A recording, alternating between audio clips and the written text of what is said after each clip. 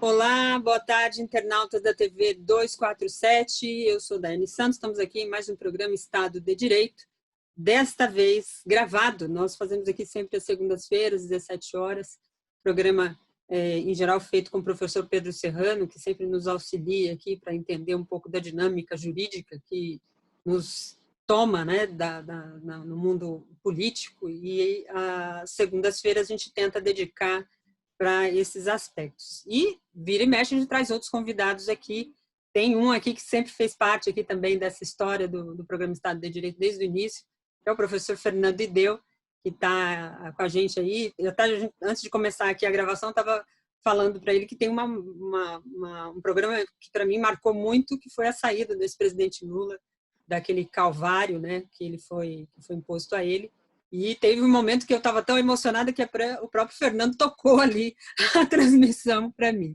E, gentilmente, aqui atendendo o nosso convite, uma professora que tem uma história muito importante nessa luta pela democracia, defesa do Estado de Direito, que é a professora Gisele Cittadino, professora da PUC do Rio de Janeiro, membro e fundadora da Associação Brasileira de Juristas pela Democracia. Então, queria agradecer a participação de vocês dois aqui no último programa Estado de Direito do ano. Esse programa, como eu disse, é gravado, a gente está gravando aqui na segunda-feira anterior, né, dia 21 de dezembro, que vai ao ar agora no dia 28. Professora Gisele, tudo bem? Obrigada pela sua participação. Tudo bem, Daiane? Eu agradeço demais o convite e para mim é uma alegria muito grande dividir esse programa hoje, o último programa do ano, o Estado de Direito, junto com o Fernando Ideu, esse jovem advogado tão brilhante, tão guerreiro, e, enfim, uma das grandes promessas do direito no Brasil proximamente. Ele ainda é muito jovem. Depois de uma apresentação dessa, né, Ideu? Deixo aqui para você dar a sua saudação. Poxa, eu fiquei muito contente de estar aqui, né? Sempre fico muito feliz de estar aqui nesse programa que é tradicionalmente conduzido pela Dai e pelo Pedro Serrano, que é meu orientador, que foi meu orientador no doutorado, é meu sócio no escritório, meu grande amigo aí da vida. E hoje, especialmente, né? Nem sabia, fui surpreendido. Se eu soubesse, eu tinha vindo até melhor. Falei até que no começo do episódio, tinha até vindo melhor vestido aqui, porque estar junto com a professora Gisele Cittadino é uma honra, um prazer. Eu acho que são dois dos maiores juristas do Brasil, o professor Pedro Serrano e a professora Gisele Cittadino, dois juristas, né, que aliam o conhecimento, a bagagem teórica e técnica a essa potência de agir, de levar o pensamento crítico adiante, de se comprometer com as lutas que importam verdadeiramente para a nossa sociedade, em nome de uma sociedade mais justa, de um país mais comprometido com os ideais constitucionais. Então, são duas grandes referências para mim, professor Pedro Serrano e professora Gisele Cittadino. Então, eu sou aqui um mero aprendiz, sempre aprendendo com o Pedro, e hoje vim aprender com a professora Gisele. Um prazer imenso. Muito bom. Quem ganha aqui, na verdade, são os nossos internautas, a comunidade 247, que está sempre por aqui. Vocês estão vendo que a gente está gravando hoje pelo Zoom, voltamos à plataforma anterior, porque a gente não conseguiu gravar pelo StreamYard. Os nossos convidados não conseguiram nos ouvir aqui entre nós antes mesmo de entrar, então, para garantir a gravação, eu preferi fazer por aqui pelo Zoom.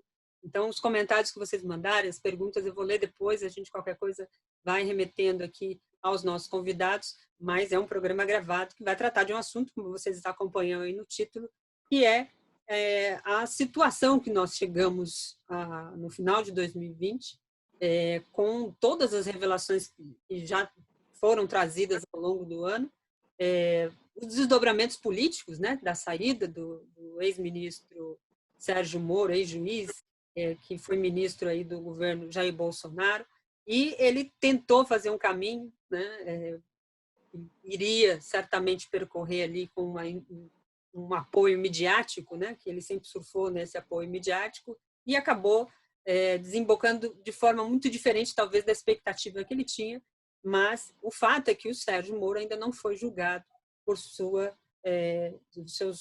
irregularidades, seus abusos dentro dos processos, principalmente cometidos contra o ex-presidente Lula. A suspensão dele não foi julgada. Gilmar Mendes já disse que provavelmente essas questões todas devem ser tratadas no ano que vem, mas há sinais de algumas mudanças em relação a esses aspectos todos. Hoje, dia 21, após uma entrevista concedida aí por um dos investigados no caso do hackeamento de celulares de autoridades, trouxe algumas outras revelações. A gente estava até conversando isso aqui há pouco com o Ideu, antes de entrar no programa, e ele fez ali algumas ponderações sobre isso, mas vamos percorrer esse caminho. Eu queria começar com a professora Gisele Cittadino, justamente para falar sobre a Lava Jato.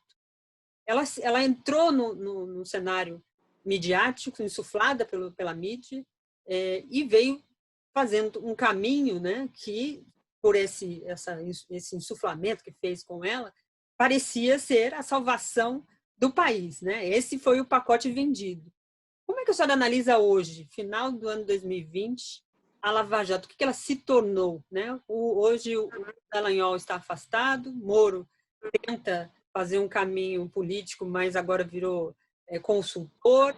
E como é que a senhora analisa esse cenário? Daiane, eu acho que a coisa mais importante para a gente destacar em relação à Operação Lava Jato é muito interessante isso, porque, veja bem, a Operação Lava Jato e a eleição de Jair Bolsonaro, eles fazem parte de um mesmo pacote.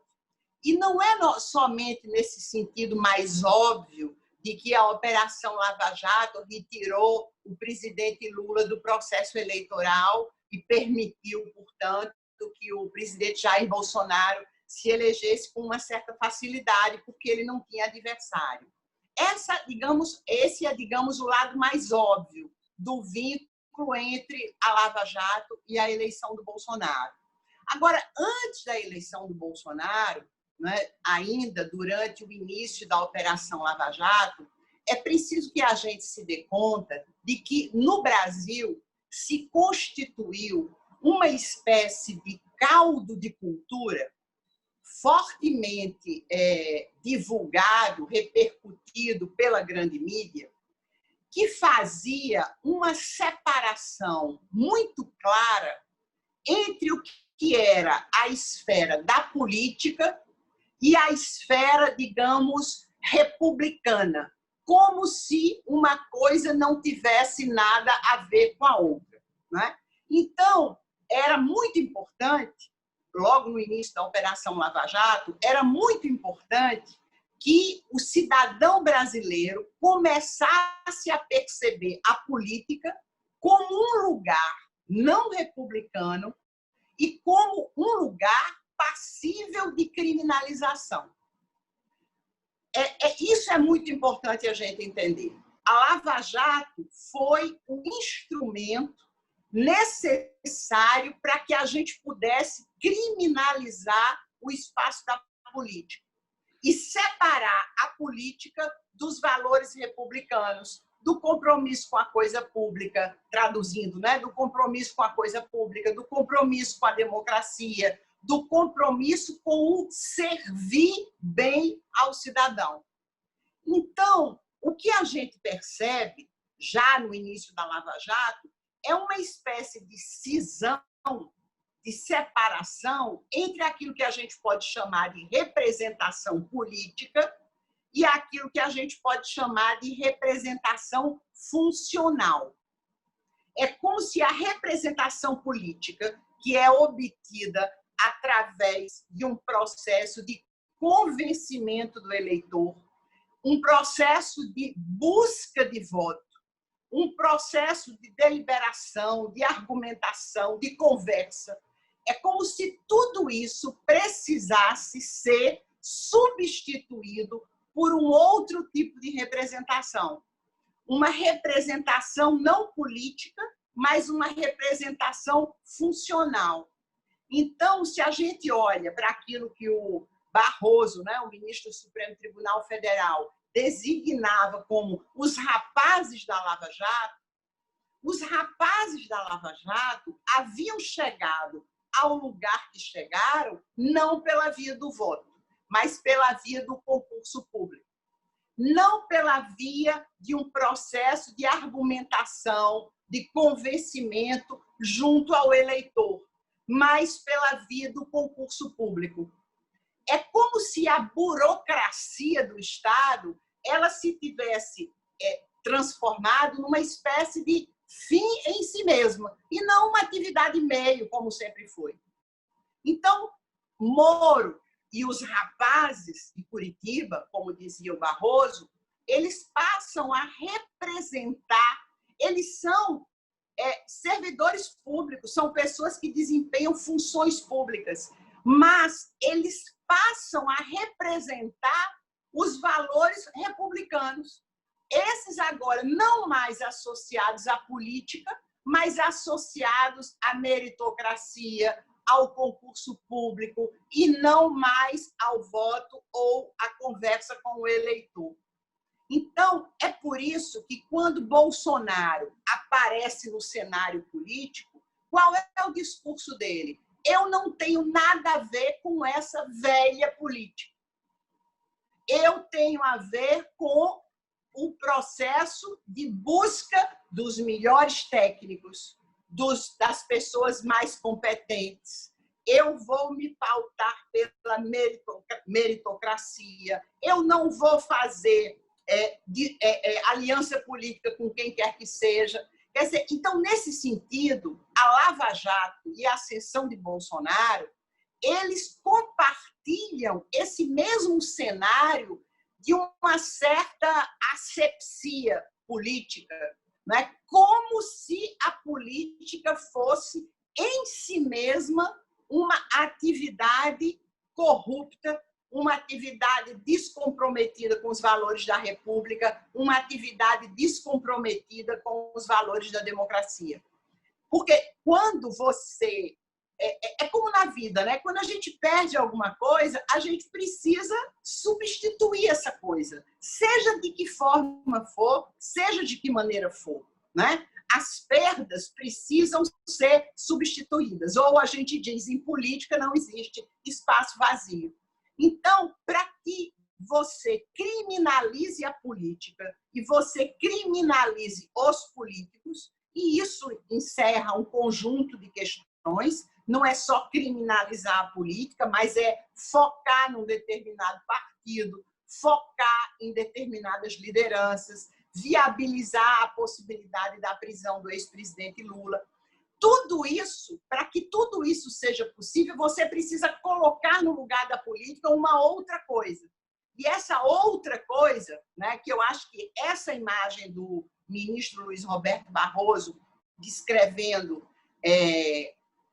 os integrantes da Lava Jato, Moro e o seu sistema, enfim, as forças lá do Ministério Público Federal, eu acho que essa imagem dos rapazes de Curitiba é uma imagem muito interessante, né? Porque nessa frase, os rapazes de Curitiba, aparece a ideia muito claramente de rapazes dignos, de rapazes que chegaram aonde chegaram por mérito próprio, por concurso público, por sabedoria. E os rapazes de Curitiba não têm nada a ver com a política. Então, os rapazes de Curitiba passam a ocupar esse lugar e, em alguma medida, se transformam nos nossos representantes. Não nos nossos representantes políticos, mas numa espécie de nossos representantes funcionais. É tudo isso que vai viabilizar a possibilidade da Lava Jato funcionar da forma como funcionou. Verdade. A professora trouxe elementos para a gente entender os meandros, né? Porque a gente olha fato, né, em si, e ela trouxe elementos ali que a gente pode analisar o conjunto, né, de como isso vai sendo assimilado. Dentro dessa ideia que a professora Gisele nos trouxe, tem um senso comum que a mídia trabalhou bastante, exaustivamente, repetidamente, pelos meios de comunicação no discurso em defesa da Lava Jato, né? Até hoje esse discurso ainda permeia ali. Recentemente, se não me engano, foi o Estadão, ou foi a Folha, fez um artigo justamente para dizer que a Lava Jato tinha lá alguns problemas, mas o saldo dela era positivo. E em cima desse senso comum, que é a linha do Estadão, também há a ideia de que os atropelos, as ilegalidades, os abusos cometidos pela Lava Jato foram feitos porque tem uma elite, né, dentro dessa ideia que a professora Gisele trouxe, tem uma elite de uma velha política que comanda, e esse novo só conseguiria derrubar essa política se atropelasse. porque o sistema é muito poderoso e tal, e por isso justificaria esses fins, né? Aliás, justificaria os meios para os fins. Pergunto ao professor Ideu, essa ideia para a justiça, ela vai criando várias brechas também para o autoritarismo se deitar na cama, né? O senhor consegue ver essa situação hoje a partir da Lava Jato no judiciário brasileiro? Olha, Day, eu fiquei aqui só aprendendo com a professora Gisele, que ela deu uma aula aí sobre a história recente do que aconteceu, né, de como a gente veio parar aqui. E eu sempre, a minha ideia, né, no meu doutorado, eu sempre destaco, né, o meu propósito de que a gente só consegue resistir a algo que a gente enxerga. Então, ver a professora Gisele trazendo luz a isso, o professor Pedro Serrano, né, eu modestamente, lá na minha pesquisinha de doutorado, tentando trazer luz, é uma forma da gente poder resistir. A gente só vai conseguir resistir quando a gente compreender esse fenômeno que oprime, que massacra, né, a nossa democracia. Então, como o professor Pedro Serrano sempre destaca, né, esse autoritarismo líquido, em relação ao qual é muito mais difícil resistir do que aquele autoritarismo explícito e estampado, né? E a professora Gisele já deu aí a trajetória do que aconteceu até hoje, né? Nos últimos anos, nessa última década. Eu vou pegar esse gancho só para pontuar, né?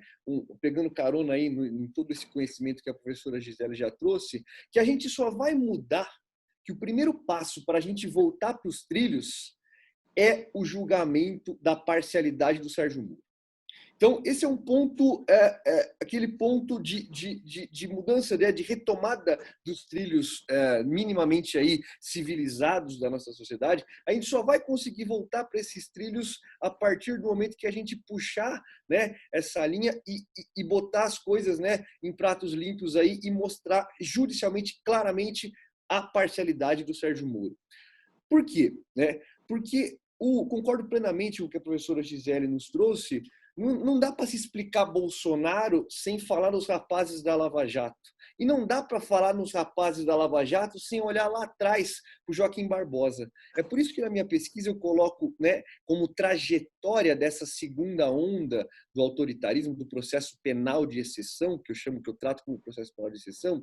O que é, né, a gente sempre viveu uma onda tradicional do processo penal de exceção, que é a utilização do sistema de justiça criminal como capitão do mato, para deixar bem delimitado a senzala e a casa grande. Isso foi naturalizado. O nosso primeiro Código Penal da República traz a criminalização da capoeira, a criminalização da cultura do negro, né? O negro sempre foi disciplinado, controlado, dominado, né? Subjugado pelo direito penal. Ele deixa de ser escravo e passa a ser alvo do direito penal, né? O chicote só muda de mão. Essa aqui é a verdade. E o que a gente viveu aí no início da década, né, dos anos 2000? A gente viveu o surgimento de um projeto popular de governo, de país, né? A eleição do presidente Lula, e fica aquela impressão sempre de que a elite, de que aqueles que sempre foram os donos do poder, acharam que voltariam assim que pudessem. Quando pudessem, eles voltariam, né? Desde o primeiro mandato, não, Lula fez concessões, diversas concessões, mas sempre houve essa, né, na minha percepção, essa análise de que voltaria assim que se frustrasse o projeto popular, não ia dar em nada, e ia se voltar os donos do poder como sempre, que sempre estiveram lá. Isso não aconteceu na prática, né? O presidente Lula consolidou, né, com todas as críticas que podem ser colocadas, mas consolidou uma forma de se governar, né, de se governar olhando, né, para quem nunca foi olhado antes. E houve, né, desde o mensalão, que começa ali já no primeiro mandato, né, no fim do primeiro mandato já começa os ataques, começa o mensalão, começa a se usar o quê? Aquele mesmíssimo instrumento que sempre foi utilizado para oprimir o negro, o pobre, né, para massacrar, para dominar aquela gente. Quando essa gente começa a ser espelhada lá um pouquinho, pelo menos, no poder, o instrumento que começa a ser usado para perseguir esse governo que representava aquele pessoal é o mesmo, é o direito penal.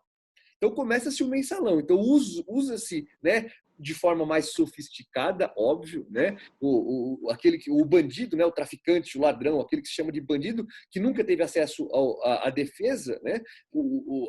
A criação da Defensoria Pública é algo muito recente na nossa história, né? E ainda de forma muito embrionária, mas aquele direito penal tosco, né? Que serve para você, não serve para você, porque você não tem advogado, porque você não tem defesa e aquele incluído tem, ele começa de forma mais sofisticada a ser empregado como arma, como tática de destruição daquele representante do pobre, né? Daquele que sempre foi perseguido, dos seus representantes. Então, o mensalão é essa primeira tentativa, essa tentativa embrionária ainda, que começa e persegue e massacra injustamente pessoas como José Genuíno, né? Como José Dirceu, pessoas que foram condenadas absolutamente sem prova, sem nenhum elemento que indicasse a prática de crime, mas começa-se né, essa nova curva que eu coloco, nova curva do processo penal de exceção, começa a se tornar mais sofisticado através da interpretação, né, da relativização, começa-se a relativizar garantias individuais e direitos fundamentais de um grupo, né, de um grupo bem claro, de um grupo alvo.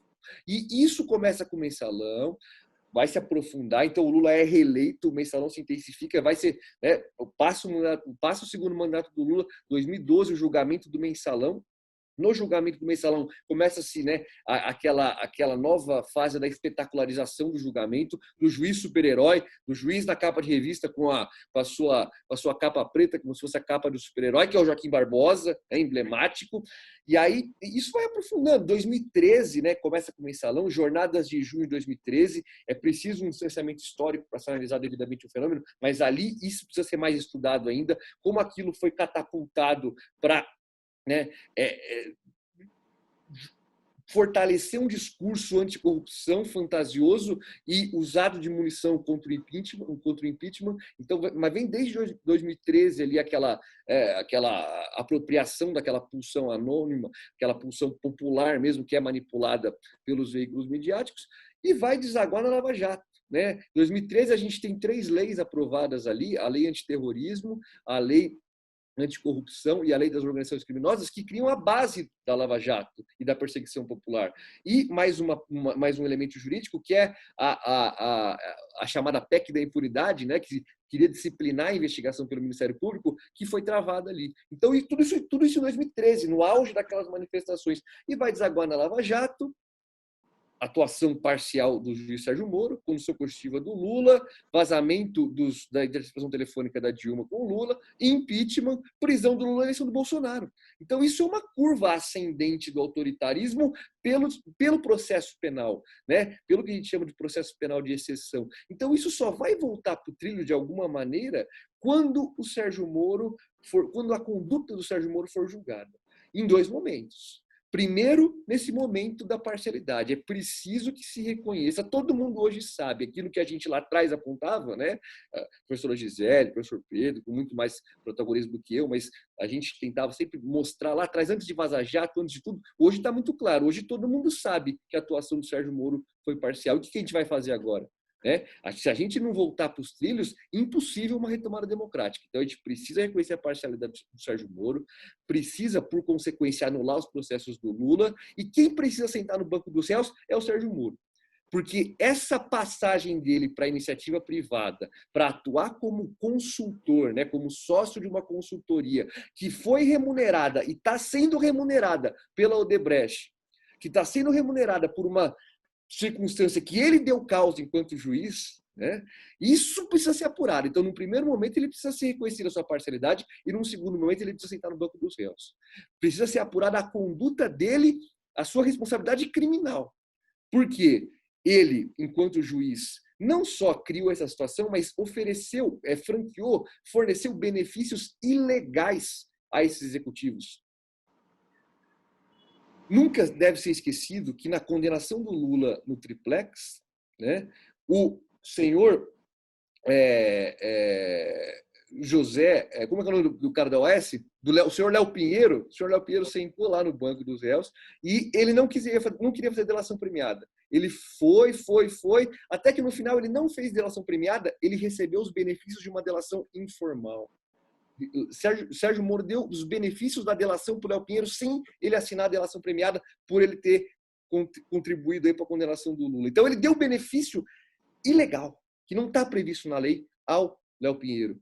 Então, e agora ele vai trabalhar na empresa que é remunerada pela OAS em relação à recuperação judicial, né? Mas a quem os dirigentes ele concedeu benefícios que não estavam previstos na lei. Então, isso é muito mais grave que triplex, percebam? Triplex é uma coisa totalmente insignificante perto disso, né? Ainda que fosse verdade, que ainda que tivesse recebido a reforma de uma cozinha, de um apartamento, que ele comprou um, pegou outro, em troca de atos não determinados, aqui no caso do Sérgio Moro existem indícios muito mais claros. Então, só queria fazer essa observação, pontuar, que para a gente voltar nos trilhos, a gente precisa começar botando o Sérgio Moro lá, reconhecer a sua parcialidade, apurar criminalmente a sua conduta e aí voltar para os trilhos, para a gente poder voltar lá para o mensalão e reconhecer que José Genuíno nunca devia ter sofrido o que ele sofreu, que José Dirceu nunca deveria ter passado pelo que ele passou. E aí talvez a gente consiga colocar o bonde de volta aí nos trilhos, a gente consiga uma retomada civilizatória minimamente aí em consonância com o que diz a Constituição Federal. Professora Gisele, queria jogar uma bombazinha para você responder para a gente. Nesse período todo, até acho que num outro programa que a gente também tinha feito, ele tinha falado desse caminhar, né, que o Supremo Tribunal teria que fazer para voltar aos trilhos democráticos. Nessa tentativa, né, alguns ministros ali acabaram sendo alvos dos seus próprios aliados, né? O ministro Gilmar Mendes, o Toffoli, segundo até o próprio hacker aqui citado, Walter Delgatti, aí na entrevista, disse que o alvo ali de alguns membros aí da Lava Jato seria o Gilmar Mendes e o Toffoli. O discurso midiático das redes, enfim, da ultradireita era de que tudo que chegasse no Supremo relacionado ao Lula, a partir de um determinado período, porque antes disso não aconteceu, mas a partir de um determinado período era para salvar o Lula. Então, se caísse na mão de juiz, ministro XYZ, teria o afago. Se caísse nas mãos de outros, talvez não teria esse mesmo afago. Então, o Supremo se transformou num elemento dentro desse discurso, dessa narrativa da Lava Jato, inclusive usada pelo próprio Moro, né? As demais instâncias superiores à minha endossaram o meu julgamento. Só aí vai chegar lá no Supremo e vai anular, reforçando essa narrativa de que parte do Supremo queria ali abafar as coisas e tal, dentro dessa narrativa da Lava Jato. Eu pergunto, como é que fica agora esse caminhar para o trilho democrático em relação ao Moro? A senhora acredita que dentro desse desgaste que sofreu a Lava Jato, vai ficar claro que houve abusos no conjunto da população? Porque a grande mídia não aceita isso, ela não admite isso ainda, não reconhece. Alguns arrependidos aí, recentemente o Alexandre Frota, que era um aliado de primeira aqui em São Paulo do Bolsonaro, disse que o Lula merecia desculpas em relação a alguns assuntos. Então, eu queria que a senhora falasse um pouco disso. Acho que a primeira coisa que a gente deveria pensar é que não há... basicamente, a gente tem tido um certo movimento, e aí é muito interessante, porque esse não é um movimento que parta do lado A, do lado B ou do lado C. Esse é um movimento que, em alguma medida, parte de todos os lados. Porque quando a gente é submetido a um mundo de cultura determinado, por mais crítico que você seja a esse mundo de cultura, você termina, em alguma medida, tendo que lidar com ele. Então, não foi nenhuma, nem duas, nem três vezes que eu e o Fernando Ideu e mais um monte de pessoas tentamos criar um certo conjunto de argumentos, de críticas, de manifestações, esperando que o Poder Judiciário tomasse uma atitude que nós julgávamos correta. Então, eu me lembro perfeitamente, né? Eu, junto com várias pessoas, professora Carol Proner, né? Nós, desde 2016, publicamos um primeiro livro analisando o impeachment da presidenta Dilma Rousseff. Né? Reunimos um grupo enorme de intelectuais brasileiros e o livro se chamou a resistência ao golpe de 2016. Quer dizer, a gente sinalizou que aquele impeachment era um impeachment ilegal, que não estava sustentado num crime de responsabilidade e que era preciso resistir. De onde a gente esperava algum tipo de apoio institucional, digamos, do próprio sistema judiciário, do próprio sistema de justiça. Mais tarde, durante a perseguição ao ex-presidente Luiz Inácio Lula da Silva, a gente escreve um livro para analisar a sentença do Sérgio Moro, que se chamou Comentários a uma Sentença Anunciada, porque a gente sabia perfeitamente que sentença era aquela. E qual é o objetivo da gente com aquele livro? Era um pouco sinalizar para as instâncias superiores, olha, tem alguma coisa nesse processo que é ilegal. O juiz não pode colocar sigilo num documento para a defesa e não colocar sigilo nesse documento para o Ministério Público. O juiz não pode fazer uma reunião com os membros do Ministério Público para decidir quais são as fases da Operação Lava Jato. O juiz não age com imparcialidade quando diz que o apartamento número tal, lá do prédio Solares, é do presidente Lula somente porque todos os outros imóveis têm o nome de um proprietário do lado e do lado do triplex não tinha nome nenhum. Quer dizer, podia ser meu, podia ser seu, podia ser do Fernando, podia ser de qualquer pessoa. Por que seria do presidente Lula? Então, a gente tenta mostrar, analisando o processo e analisando a sentença, que aquilo ali é um equívoco. Quem é que a gente espera que preste atenção? O Tribunal Regional Federal da 4ª Região, que era o tribunal que vai julgar Moro. Então, vai julgar a sentença de Moro. Mas, no final, a gente viu como a sentença do Moro foi julgada, né? Moro, quer dizer, o presidente Lula não teve a menor chance. No dia em que a sentença de Moro chega ao TRF4, o então presidente do TRF4, o ministro Thompson Flores, diz que a sentença do juiz Sérgio Moro é irretocável. Foi a expressão dele.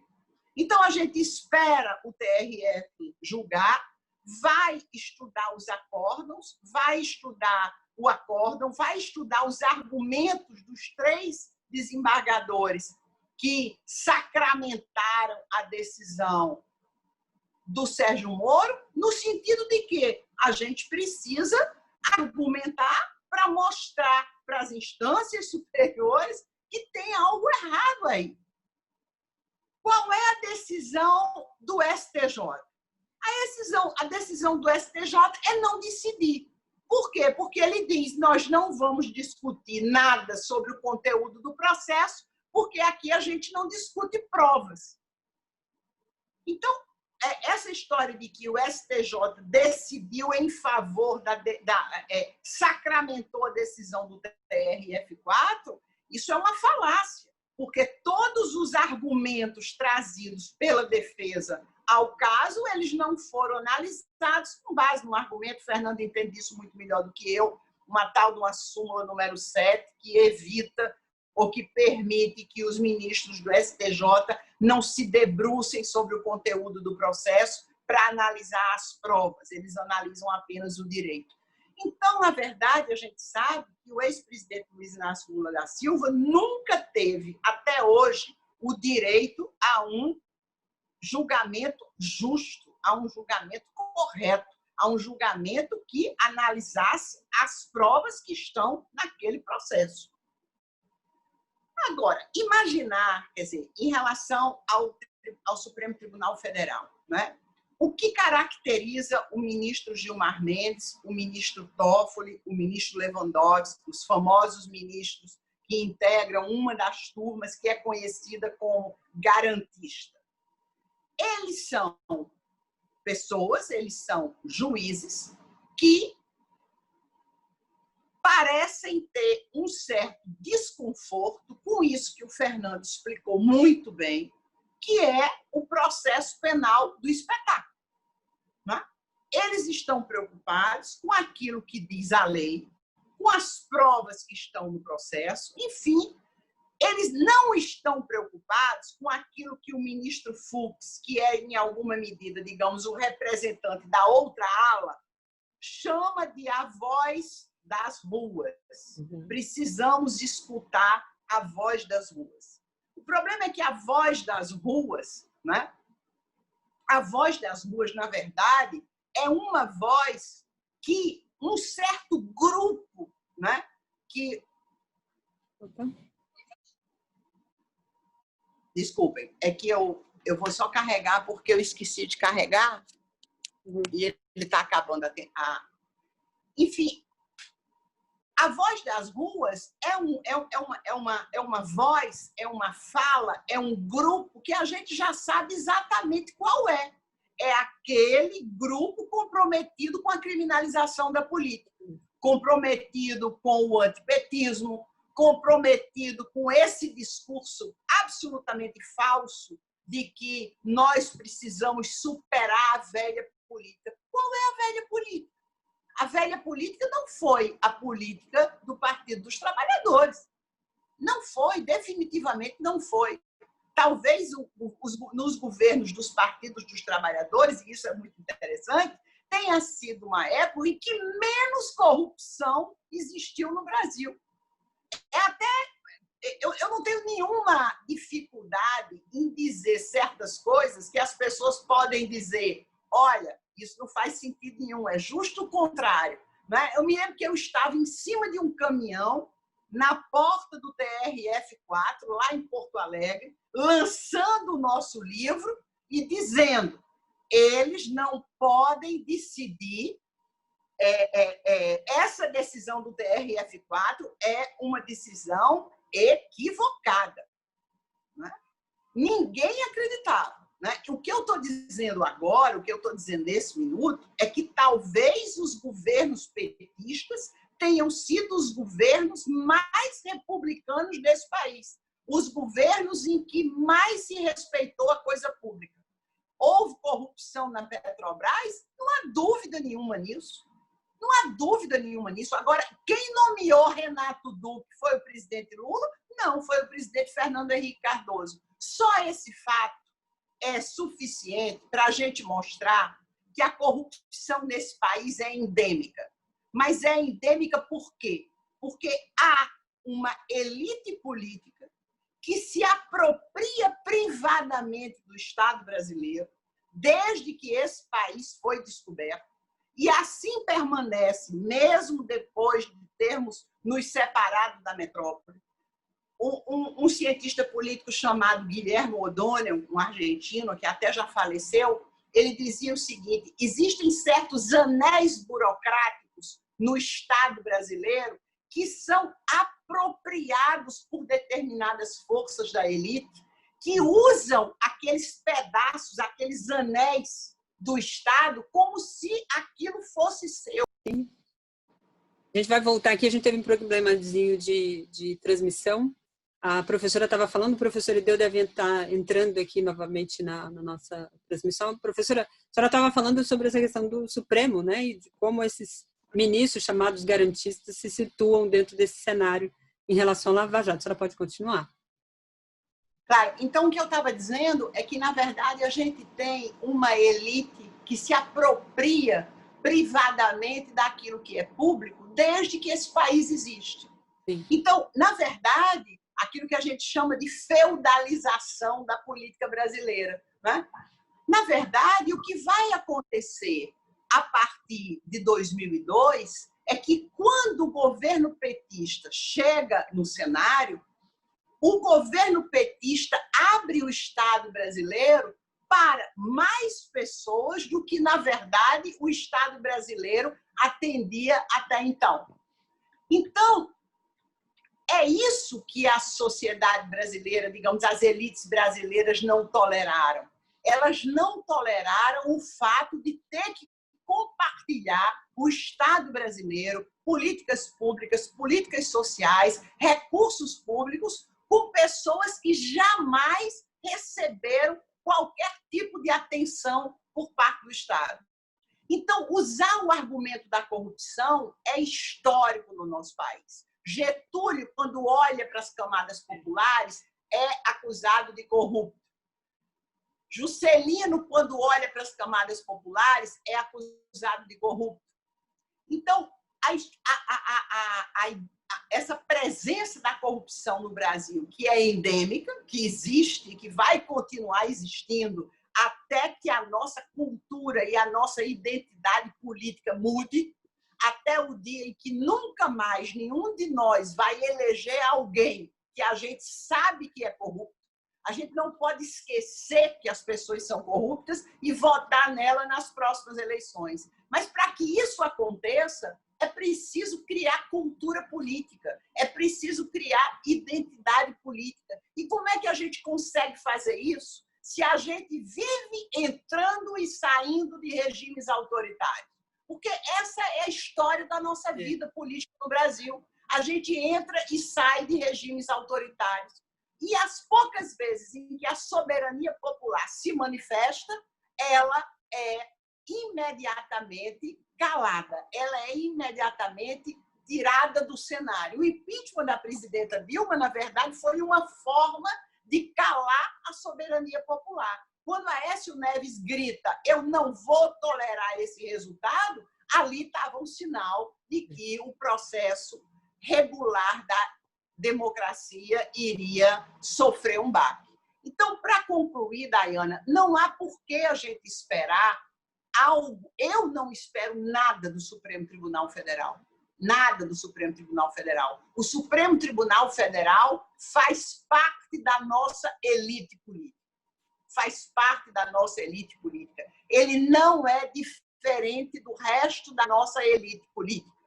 Gente que tem um pensamento profundamente elitista, absolutamente descomprometido com as camadas populares, que não conseguem imaginar o Brasil como uma nação, que não conseguem se ver como membros de um povo brasileiro, do qual faz parte um conjunto majoritário que, para completar, tem a pele escura, né? E isso é um fator a separar ainda mais essa elite política, né, das camadas populares no Brasil. Eu confio, sim, na possibilidade de que o povo brasileiro retome, como tantas vezes retomou, o poder que tem e o poder que possui, seja pela via clássica que a gente utiliza sempre, que é a via da representação política, é a via do voto.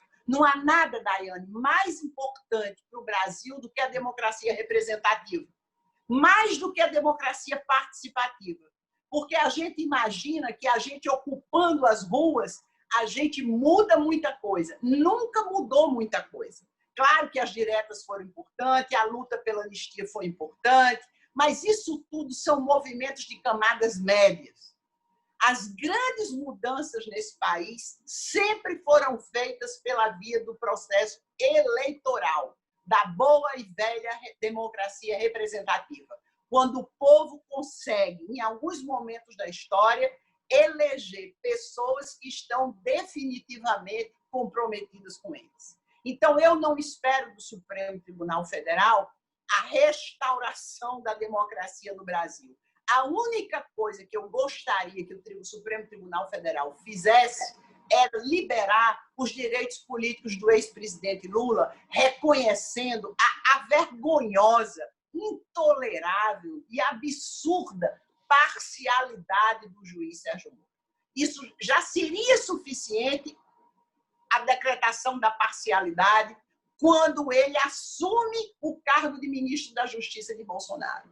Mas não é possível que, depois das revelações do The Intercept Brasil, depois de tudo o que aconteceu na passagem de Sérgio Moro no governo Bolsonaro, depois de Sérgio Moro ter ido trabalhar numa empresa que faz a recuperação judicial das pessoas com as quais ele lidou como delatores, sejam delatores formais, sejam delatores informais, não é possível que o Supremo Tribunal Federal envergonhe o Brasil e diga que Sérgio Moro foi um juiz imparcial. Eu acho que isso é mais do que a gente pode tolerar. Exatamente, concordo. Estou dentro dessa linha mesmo, professor Ideu. A gente abordou aqui o papel do Supremo nessa história toda, né? Mas o Ministério Público, recentemente numa entrevista aqui conosco, o presidente da Ordem dos Advogados do Brasil, Felipe Santa Cruz, classificou o Ministério Público hoje como um partido político, né? E que ele saiu daquilo que a Constituição estabelecia por ele, apesar da Constituição, no período da sua promulgação, já tinha uma preocupação em relação ao que poderia se transformar. O próprio Felipe citou uma fala do Ulisses Guimarães. Professor Fernando Ideu, o que se transformou o nosso Ministério Público hoje? O senhor concorda com essa classificação de que ele se transformou num partido? E isso não só pela Lava Jato, mas do ponto de vista da instituição Ministério Público hoje? E aí acrescento a isso as medidas que o Procurador-Geral Augusto Aras fez recentemente, tirando esses nomes, né, força-tarefa, colocando junto ao GAECO, tirando essas nomenclaturas, esses nomes marketing, né, da Lava Jato, enfim, isso promove alguma mudança do ponto de vista prático? É correto fazer esse encaminhamento? Bom, eu de novo vou pegar carona aí na fala fantástica da professora Gisele, é por isso que eu amo a Gisele, é por isso que eu sou muito fã dela, porque ela coloca as coisas como tem que ser colocadas mesmo, com coragem e com assertividade. É fantástica, Gisele Stadino, Pedro Serrano, Alisson Mascaro, essa turma toda eu tenho na minha mente aprendendo lições e no meu coração por me inspirar a pensar cada vez de uma forma mais comprometida mesmo com a nossa realidade, com nossos ideais de democracia, de justiça social. A fala foi perfeita e eu só vou acrescentar, né? Não só o governo, os governos do PT, a gente pode realmente observar, né, que o nível de corrupção, por mais que não tenha conseguido acabar, que era uma missão impossível, né, mas não só teve menos corrupção, como se propiciou, né, instituições mais instrumentalizadas, mais preparadas e com mais recursos para justamente combater a corrupção, né? Se você pegar a Polícia Federal na época do Fernando Henrique, que chegou, a Polícia Federal que do início lá do governo Lula deixou o governo Fernando Henrique, com a Polícia Federal de hoje, você não vai reconhecer a instituição. Eu tenho amigos que fizeram parte da Polícia Federal lá atrás e que continuaram na carreira. E assim, é outra instituição, não existe, né? Não existe comparação possível do que era a Polícia Federal sucateada e do que se tornou a Polícia Federal. Da mesma forma, não existe comparação de maturidade democrática possível entre a forma como os governos do PT conduziram o olhar ao Ministério Público Federal com o que era antes e com o que virou depois, né? Os governos do PT foram os únicos que nomearam sempre o primeiro da lista tríplice, né?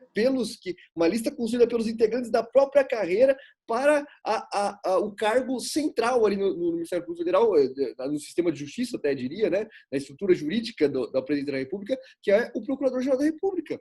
Vejam, né? Não estou nem dizendo que isso é bom ou ruim, não estou nem fazendo essa avaliação agora, estou dizendo o quanto é democrático, o quanto é até ingênuo, né? Fazer isso, né? Botar o cara que pode chutar dali, que eles escolham o primeiro integrante. Então, o desapego ali com qualquer, né, proteção que se vê. Porque o Michel Temer já veio na sequência e acabou com isso, e o Temer acabou totalmente com isso, né?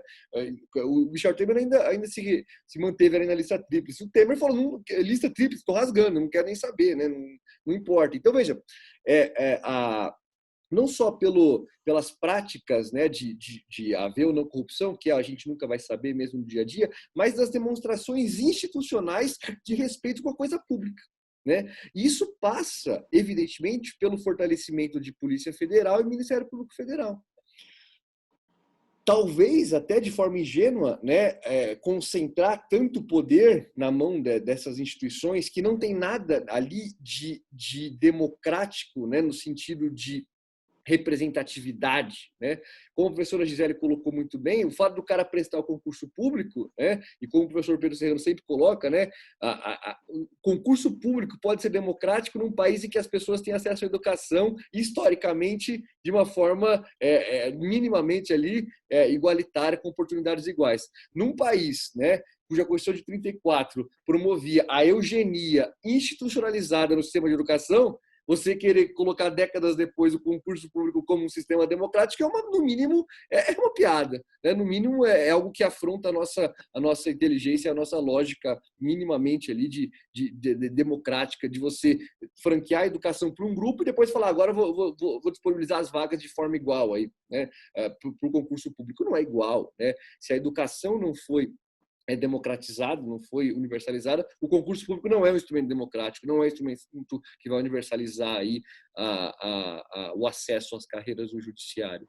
Mas, sem dúvida, né, o presidente da OAB tem razão, houve um fortalecimento desproporcional, né, do poder na mão do Ministério Público Federal, da Polícia Federal, das instituições, né, ditas aí, né, instituições cujo acesso não seria político, né, o acesso seria pelo concurso público, esse carreirismo aí, né, e isso se reflete na própria formação dos juristas, né? Hoje em dia, se você for olhar a lista dos livros mais vendidos em direito, são livros para concurso público. Né?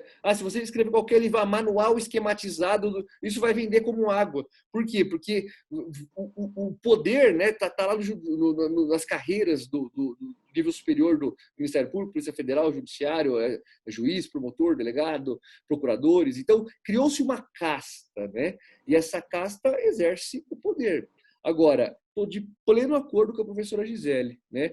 Talvez o STF, né, seja a nossa função aqui como juristas que promovem o pensamento crítico, né? Ou então como aspirantes a juristas como eu, que tento de alguma forma empurrar, né, o pensamento crítico para o maior número de pessoas possível, talvez seja essa a nossa função de promover esse constrangimento ao STF de eles não poderem fazer outra coisa senão declarar a parcialidade e a suspeição do Sérgio Moro. Né? É evidentemente suspeito. Se isso não é um juiz suspeito, eu não sei o que seria.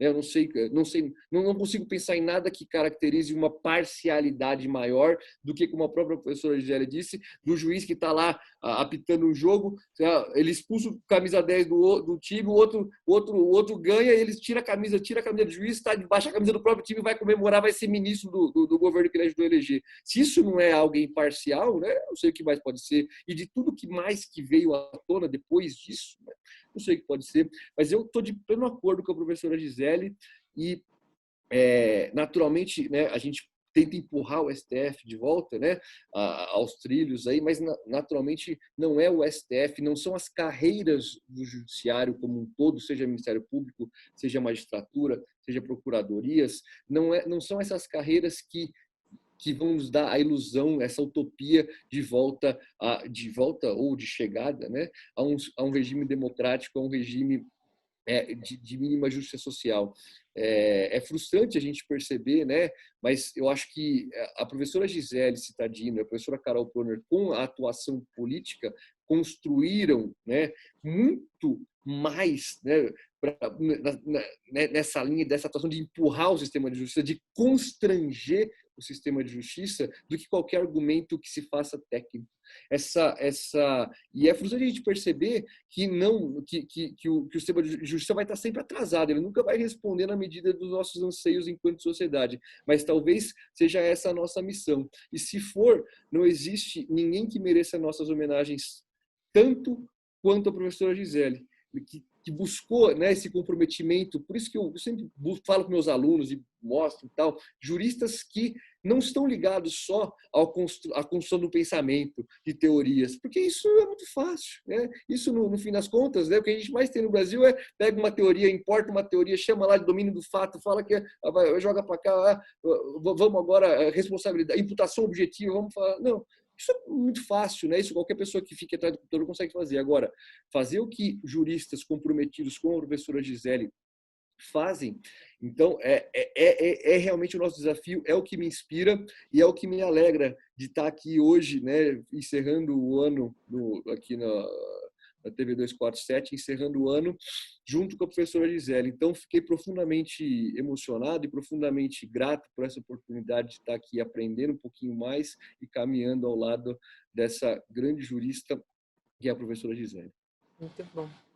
Professora Gisele, falando em juristas que se organizam, que lutam e tentam trazer luz, né, a essas situações todas, recentemente a gente tratou até no Boa Noite com o professor Agassiz de Almeida sobre uma ação impetrada pelo desembargador Ricardo Vital, do Tribunal de Justiça lá da Paraíba, que entrou com uma ação de reparação contra o professor Flávio Lúcio Vieira e a editora Meraki, acho que é assim que se pronuncia, se ela me corrija se estiver errada, pela publicação de um capítulo do livro Lawfare, o Calvário da Democracia Brasileira. É um livro que tem diversos autores, diversos juristas, tratando sobre a Operação Calvário, que muito se assemelha à Operação Lava Jato, né? Os instrumentos são os mesmos. Eu queria que a senhora falasse um pouco sobre essa ação, e esse é mais um efeito colateral, vamos chamar assim, desse lawfare, né?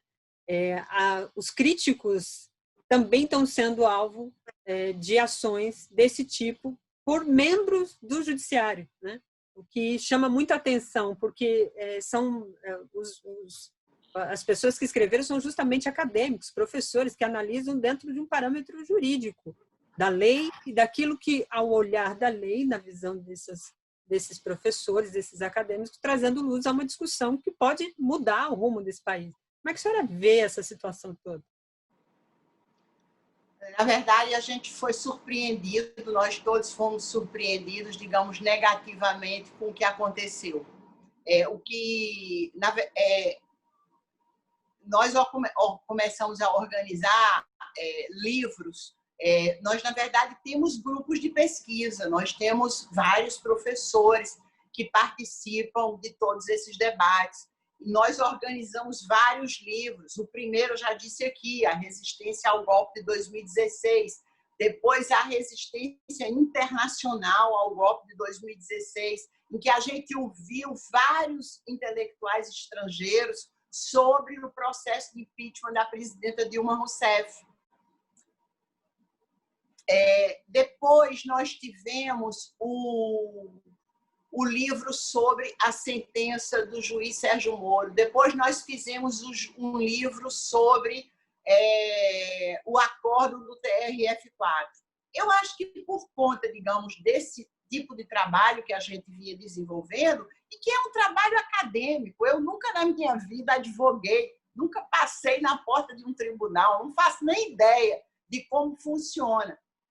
Então, por conta desse nosso trabalho, um grupo de professores da Universidade Federal da Paraíba resolveu fazer um trabalho semelhante e convidaram a mim.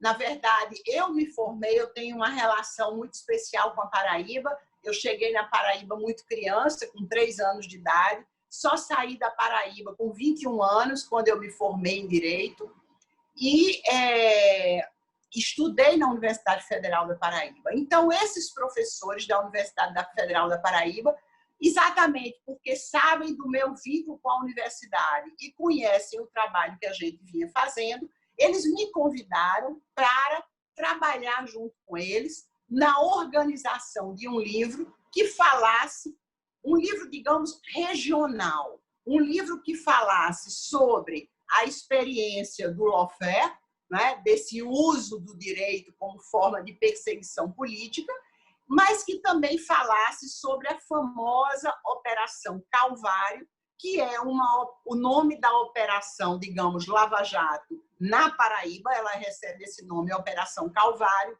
e é uma operação que foi construída, voltada para o governador Ricardo Coutinho, que é um governador do partido do PSB, do Partido Socialista Brasileiro, o que também não quer dizer muito hoje em dia. Mas, de qualquer forma, Ricardo Coutinho sempre foi um governante comprometido com as camadas populares, um governante de esquerda, uma pessoa que tem uma trajetória política nitidamente comprometida com o desenvolvimento das camadas populares. Foi prefeito várias vezes, foi governador várias vezes, e a Operação Calvário recaiu sobre o ex-governador Ricardo Coutinho. Então, a ideia é, vamos então fazer um livro para estudar esse caso, mas também um livro que tratasse da questão do lawfare em geral. Eu não conheço o caso, eu não conheço por dentro a Operação Lava Jato. Desculpe, a Operação Calvário.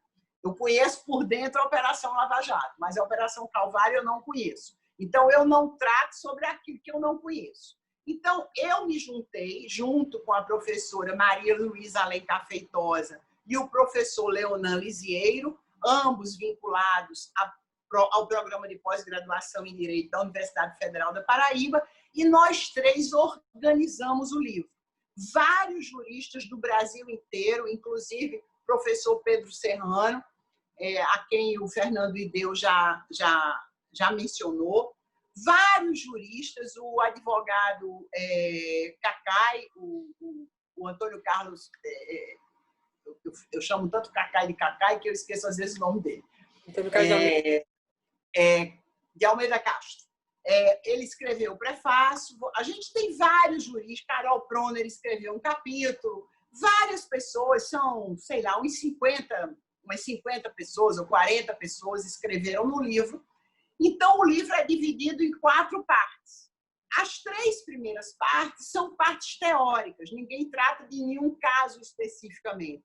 Todos tratamos exatamente do que a gente entende por lawfare, pelo uso do sistema de justiça como forma de perseguição política ou como forma de participação política, né? Porque quando o Felipe Santa Cruz diz que o Ministério Público Federal opera como se fosse um partido político, isso não deixa de ser, por um certo aspecto, uma forma de lawfare, né? Mas, enfim, então, as 3 primeiras partes do livro é um debate teórico. E a última parte do livro, que é a 4ª parte do livro, foi escrita por 5 professores da Universidade Federal da Paraíba e tratam especificamente sobre a Operação Calvário. Um desses professores, o Flávio Lúcio, na verdade, ele não é nem advogado, ele é um historiador. Ele fez um capítulo sobre a Operação Calvário e esse desembargador, Vital, eu esqueci o primeiro nome dele. Ricardo. Ricardo Vital, né? Ricardo Vital. Esse desembargador, Ricardo Vital, ele se sentiu ofendido com um capítulo do livro que fazia uma crítica à Operação Calvário. E é muito interessante a gente ver isso, né? Porque, na verdade, a crítica não é ao desembargador. Porque se o desembargador tiver uma dor de barriga, pegar Covid, passar mal e tirar férias, alguém vai trabalhar no lugar dele. Não é? Ele confunde a figura do desembargador, pessoa física, com o juiz que conduz o processo, que no momento é ele, mas no outro momento pode deixar de ser. Isso é a função jurisdicional do Estado, não é ele, não é a pessoa dele. Mas essa gente se sente tão empoderada, mas tão empoderada, que eles começam a acreditar que eles são mais do que juízes, né? Então, ele entra com uma ação pedindo, primeiro, o que ele chama de amputação do capítulo, ele quer que o capítulo seja retirado do livro, e ele pede R$10.000 de indenização por dano moral ao professor que escreveu o capítulo, aos 3 organizadores, eu incluída, eu, a Maria Luísa e o Leonan Lisieiro, e mais R$10.000 de indenização por dano moral à editora. Então, ele acha justo que, porque nós produzimos um livro tratando sobre lawfare no Brasil e também sobre a Operação Calvário, ele acha que merece R$50.000 de indenização por dano moral. Então, eu vejo isso como um absurdo. Isso é uma violação da liberdade de expressão, é uma violação da liberdade de cátedra. Nós temos trabalhado em vários grupos de pesquisa sobre esses temas desde 2016. Isso jamais havia acontecido antes, mas aconteceu agora. Então, nós estamos nos defendendo e eu fico muito feliz porque uma das pessoas que participa da nossa defesa é exatamente o professor Pedro Serrano. Exatamente. O professor até tratou disso num programa aqui e é um pouco do que o Fernando e o próprio Serrano tratam sobre esse autoritarismo líquido, né? Ele vai se transformando de diversas formas, até neste caso, nesta posição que o desembargador ocupa, tentando censurar de alguma forma a atuação daqueles que criticam determinados aspectos. Eu queria... Agora, Daiane, é importante registrar o seguinte: o desembargador pediu uma antecipação de tutela. Ele queria que o juiz decidisse antes de escutar o outro lado, digamos, os réus. E o juiz da primeira instância disse que ele não iria desempenhar o papel de um censor, de alguém que fosse fazer uma censura prévia, e não concordou com o pedido da antecipação da tutela. O desembargador ficou muito insatisfeito com isso e recorreu ao seu tribunal, do qual ele faz parte, ao Tribunal de Justiça da Paraíba. E, mais uma vez, eu fiquei muito bem impressionada, o Poder Judiciário do Estado recusou também o pedido dele de antecipação de tutela e concordou com a decisão do juiz de primeira instância, que disse que não ia desempenhar o papel de um censor prévio. Inclusive, o desembargador, que negou o pedido o agravo do desembargador que está reclamando, disse e usou exatamente o tema da liberdade de expressão e do não à censura. Então, a gente, né, nós, pacientes, vítimas dessa censura, nós ficamos nos sentindo bem com isso. Eu não sei como esse processo vai terminar, o processo precisa seguir, mas as decisões iniciais foram decisões que nos foram muito favoráveis. Verdade. Bom, importante esclarecimento. Queria muito agradecer a participação. A gente ficaria aqui durante toda a tarde falando sobre vários assuntos. Tenho certeza que os nossos internautas que estão nos acompanhando aqui também deviam ter aqui várias perguntas, questionamentos, perguntando se tem prisão, se não devia prender o Moro. Eu, conhecendo aqui o nosso público, sempre quando trata sobre essa questão do Moro, sempre pergunto, e o Moro não merece prisão?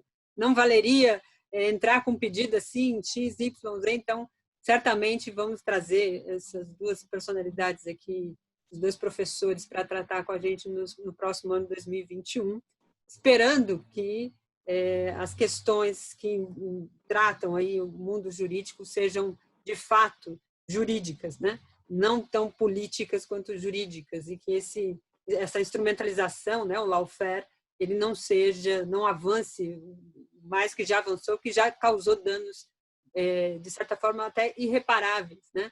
Diante do avanço aí das questões, tanto para o ex-presidente Lula como para outras centenas de pessoas por consequências políticas, né? Nós vivemos um período de pandemia, estamos nos aproximando a 190 mil pessoas, e isso também é consequência desse estado político que foi levado ao país a partir justamente da narrativa que foi construída e que os dois convidados aqui, tanto o Fernando quanto a Gisele Cittadino, demonstraram para a gente, né, de como a gente chegou até aqui. Queria que o professor Fernando Dedeu fizesse suas considerações finais, desejando aqui já um feliz ano novo e agradecendo sempre pela disponibilidade, pela sua participação aqui no 247 e pela sua luta como profissional, né, como professor, como advogado, que luta pelo Estado democrático de direito. Obrigada, professor.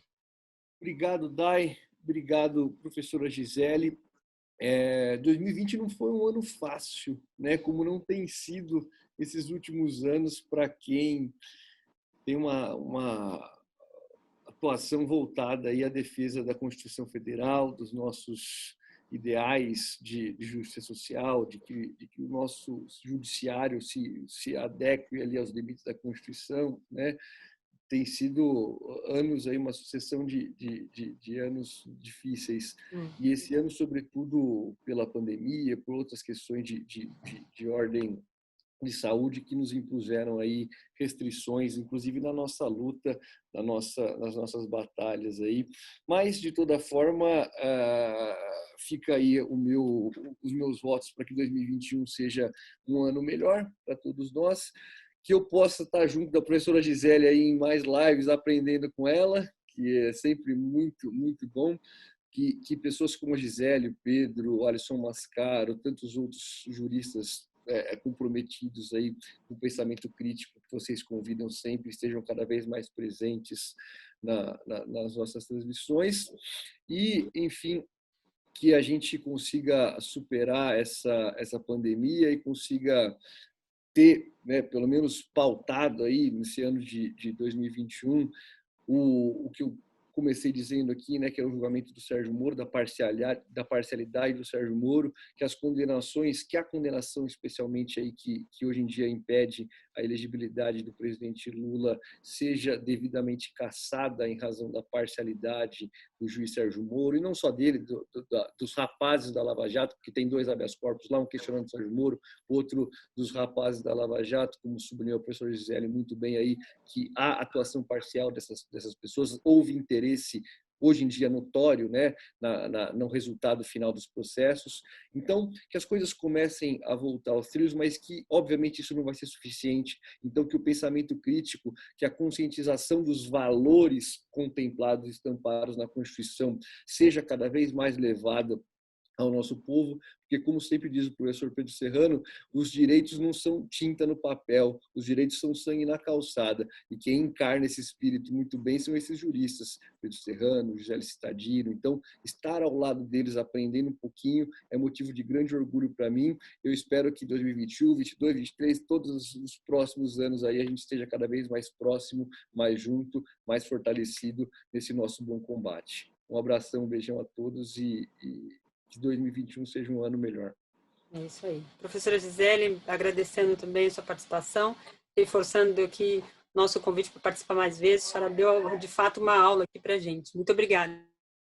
Obrigada, Dayana. Um abraço grande para vocês. Eu só queria dizer que, se eu pudesse, desde 2016, eu continuaria levando a minha vida normal de professora, tudo muito bem, tudo muito tranquilo, esperando as eleições sucessivas. Mas, lamentavelmente, isso não aconteceu e nós tivemos um outro golpe em 2016. Isso foi muito ruim, mas teve um lado bom. Como tudo na vida, teve um lado bom. E o lado bom foi a gente poder ter conhecido muita gente bacana. Algumas que a gente conhecia de longe, a gente se aproximou, e outras pessoas que foram chegando. E o Fernando Ideu é uma dessas conquistas que a luta política coloca na vida da gente. O Fernando Ideu e tantos outros jovens intelectuais brilhantes que estão aí trilhando esse caminho da defesa do Estado Democrático de Direito. É muito bom a gente ver que a gente pode ir para casa daqui a pouco, porque vai ter toda uma juventude comprometida com um Brasil soberano e fraterno.